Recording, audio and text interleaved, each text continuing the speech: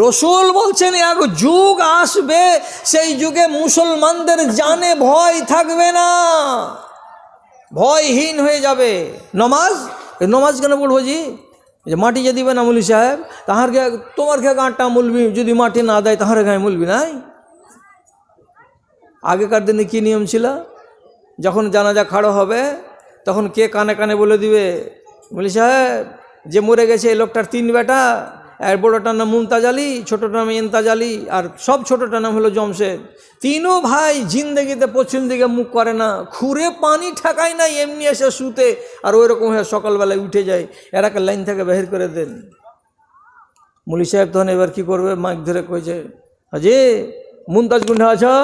তখন মুমতাজ মানে চুন হাগা মুরগির মতন মাথা নামো করে, জি জি আছি আছি আছি। এদিকে আসো। এনতাজকে ডাকছে, এনতাজ পাশা লাইনে আছে, আর এখানে ওর বাপ মরেছে, আজ আগা লাইনে নাই, ওখান থেকে আসছি।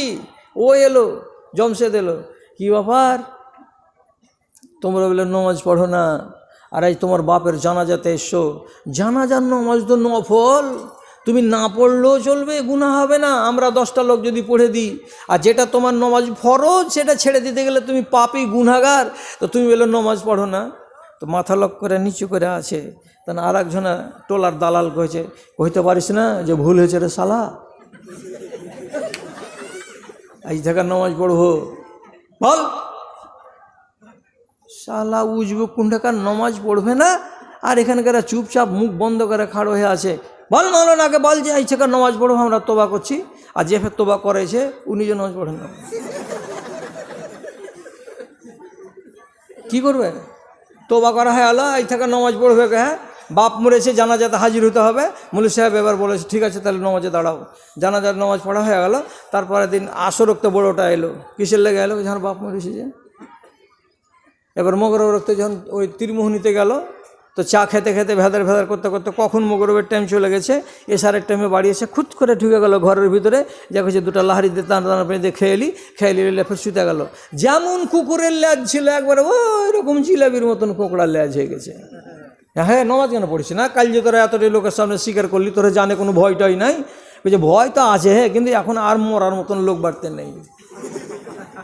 ফের যদি মরে তাহার মা মরবে, তো এখনও হার মার যা শরীর স্বাস্থ্য দেখছি তাতে আরও 22 বছর মরবে না।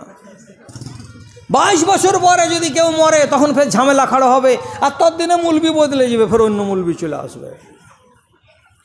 আছে অন্তরে ভয় আছে? অন্তরে ভয় থাকলে এরকম কেউ করে? আপনাকে সঠিক কথা বলছি, একদম সহি কথা বলছি, একটুও জাল কথা বলিনি। এক সাহাবী খেজুরের বাগানে কাজ করছে, তো ওই খেজুরের বাগানে বেলা 10টা 11টার সময় ওইখান দিয়ে একটা মেয়ে ছেলে চলে যাচ্ছে। তো মনের ভেতরে ঢুকে গেছে একটুখানি ওয়াসওয়াসা। গাল দিবেন না, ওরা সাহাবী, শুনুন কথাটাকে আগে। কি মনের ভেতরে ওয়াসওয়াসা যখন তৈরি হয়েছে, মেয়েটিকে বলছে, এই মেয়ে ছেলে, ওই দিক দিয়ে না যে এটা দিয়ে যাও, এখান দিয়ে যাও, এখান দিয়ে যাও। মেয়ে ছেলেটি বাচারি সোজা মানুষ, ওদিক দিয়ে রাস্তা না ঘুরে একদম মাঝখান দিয়ে এই বাগানের চলে আসছে।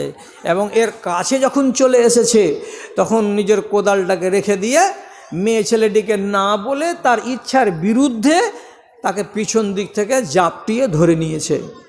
হাদিস কি লেখা আছে মুসলিম শরীফে, ফাল্লাজাম তোহা ওয়া কাব্বাল তোহা গায়রা আন্নী লাম উজামিউহা। আমি মেয়েটিকে জোর করে ধরে নিয়েছিলাম এবং তার সঙ্গে আমি আলিঙ্গন করেছি, তাকে ঝাপটিয়ে ধরে নিয়ে আমি তার গালে চুমু খেয়েছি এবং তার শরীরে হাত লাগিয়েছি। আমি এতটুকু কাজ করেছি। তারপরে সে নিজেই বলছে আমি কিন্তু ফাইনাল কাজটা, সহবাসটা, মিলনটা, শারীরিক সম্পর্কটা আমি করিনি, এটা বাদ দিয়ে বাকি যেগুলো হয় সেগুলো আমি করে ফেলেছি। আর যখনই বেলা 11টার সময় এ কাজ তার হয়ে গেল, মেয়েটি চলে গেল নিজের গন্তব্যের পানে। তারপরে বেলা 12টা হলো, 1টা হলো, বাড়ি গিয়ে খানা পানি খেয়ে নমাজ রোজা করার পর হাঁটতে হাঁটতে চলে আসছে কোথায়? তো নবীজির মসজিদে, রসুলের সামনে এসে এবার বলছেন, আল্লাহ পাকের রসুল, বিশাল একটা ঘটনা ঘটে গেছে, এবার আমি কি বলবো আপনাকে, ঘটনাটা শুনেন, আর শোনার পরে ফাফআল বি মা শিতা, আপনার যা মনে লাগে আমাকে তাই করেন। যা মনে লাগে তাই করেন, এর মানে কি আপনার ইচ্ছা যেটা জাগে, যেটা সাজা দেওয়ার সেই সাজাটা আমাকে দেন। রাসূলকে জিজ্ঞেস করে বলছেন, আচ্ছা তুমি কি করেছো যে আমার কাছে সাজা পর্যন্ত নিতে রাজি আছো? তো বলছে এই কাজ করেছি আমি আল্লাহ পাকের রাসূল। তখন রাসূল করিম কথাটি শুনলেন, আর শোনার পরে তাকে জিজ্ঞেস করে বলছেন, বাবারে এই কাজ করার পরে মসজিদে নববীতে এসে তুমি আমার পেছনে নামাজ পড়েছো না পড়ো নাই? তখন লোকটা বলছে, জি হ্যাঁ, আপনার পেছন দিকে জোহরের নামাজ আমি আদায় করেছি এই মসজিদে নববীতে, আর নামাজ পড়ার পরে আপনার সঙ্গে আলোচনায় বসেছি। নবীজি বলছেন, ইন্নাল হাসানাত ইউযহিবুনা সাইয়্যাত। ওরে বাবা রে, ওরে ছেলে রে, ওরে ধন রে, তুমি যদি তোমার এই কথাটা আমাকে না বলতে আমি তো জানতে পারতাম না। তোমার এই কথাটা তুমি যে আমাকে বলতে এলে, তুমি বললে তাহলে আমি জানতে পারলাম, তাছাড়া আমি জানতে পারতাম না। তো তুমি কেন বলতে এলে? তো লোকটা বলছে কি, আল্লাহ রসুল, এটা অন্যায়, এটা অপরাধ, এটা ভুল কাজ করেছি আমি, আর তারপর থেকে আমার হৃদয়টা আমাকে কামড়াচ্ছে, আমাকে